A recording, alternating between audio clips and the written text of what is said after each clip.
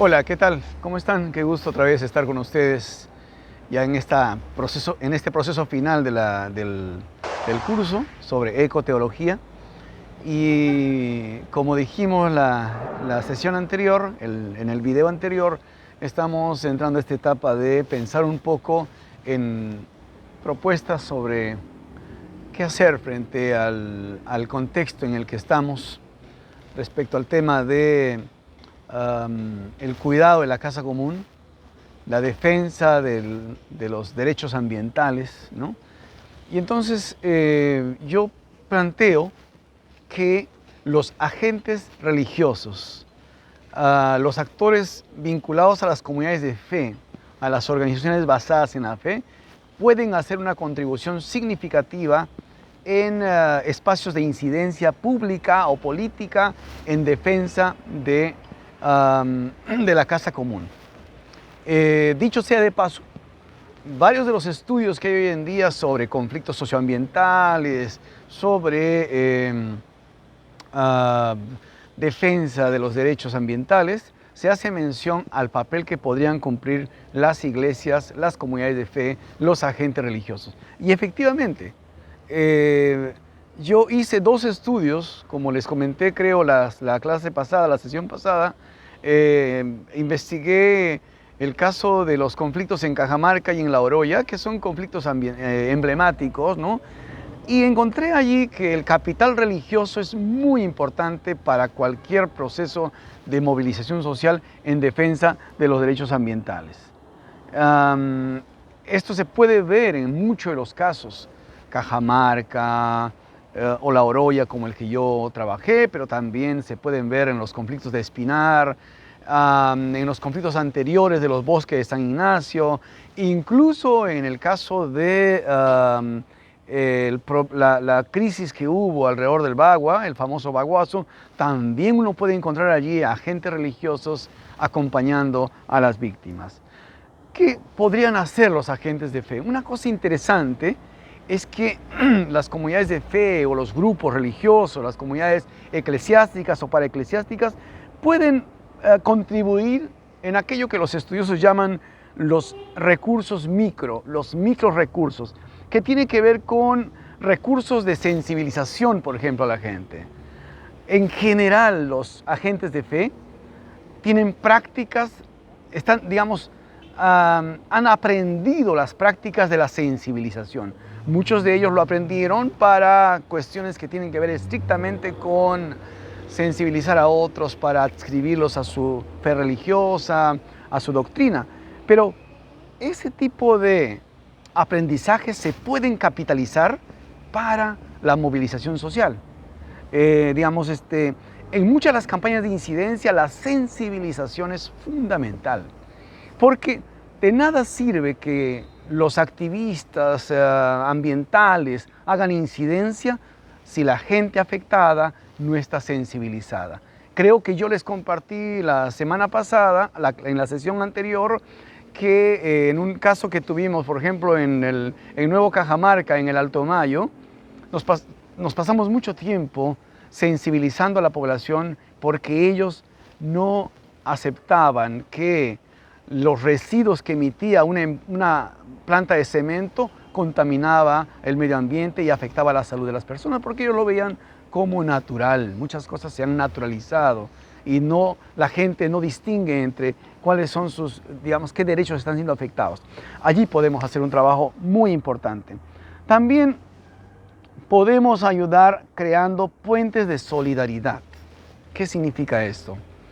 Casi todas las comunidades de fe tienen contactos con otras comunidades de fe en otros contextos más allá de lo local.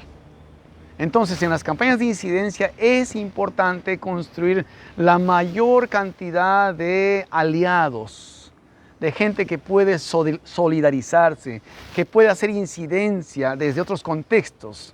En muchas campañas de incidencia en el mundo, las iglesias contribuyeron a crear un impacto no solo local, sino nacional y hasta global por los contactos que tuvieron. Aquí sirven las cartas que se pueden suscribir, reuniones, peticiones que se pueden hacer en ciertas instancias de gobierno, etc. Entonces, aquí se puede activar una red de apoyo muy importante.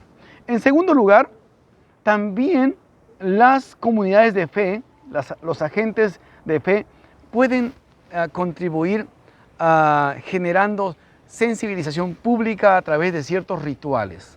Quizás el ejemplo más claro que a mí se me viene a la mente y que lo tengo de manera muy fresca es lo que hicimos en el caso de La Oroya, que las iglesias aquí en Lima desarrollaron varios rituales frente al Ministerio de Energía y Minas.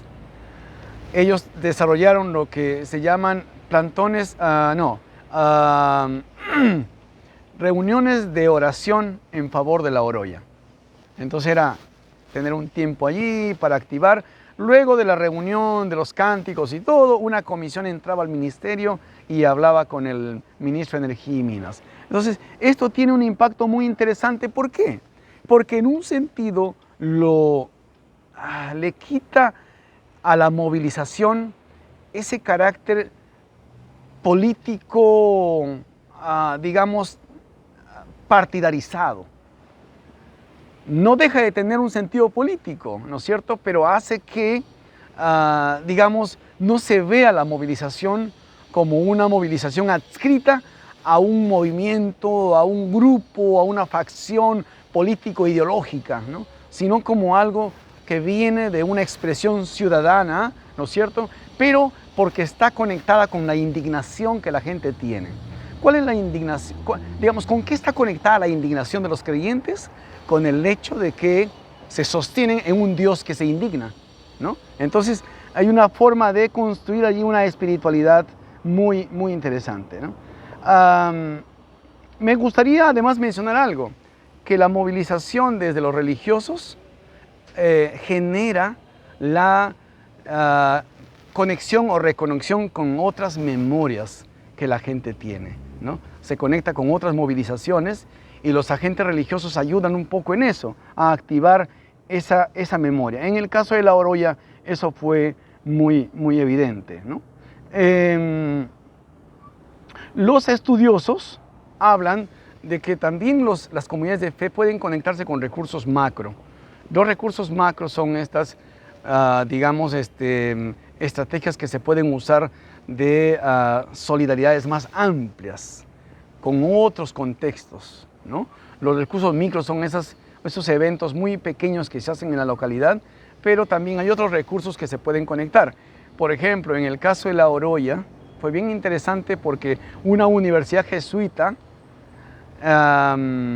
logró o ofreció sus servicios para que se pueda, digamos, aplicar un estudio independiente para determinar la cantidad de plomo en la sangre de los niños.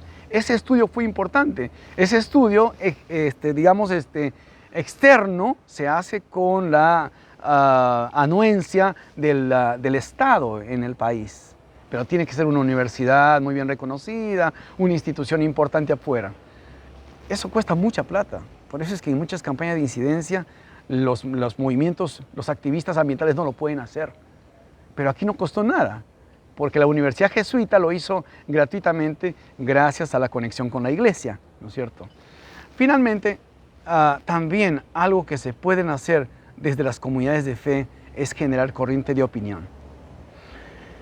En un país en donde hay una deslegitimación de las instituciones, de los líderes tradicionales de opinión, es interesante que aparezcan otros actores.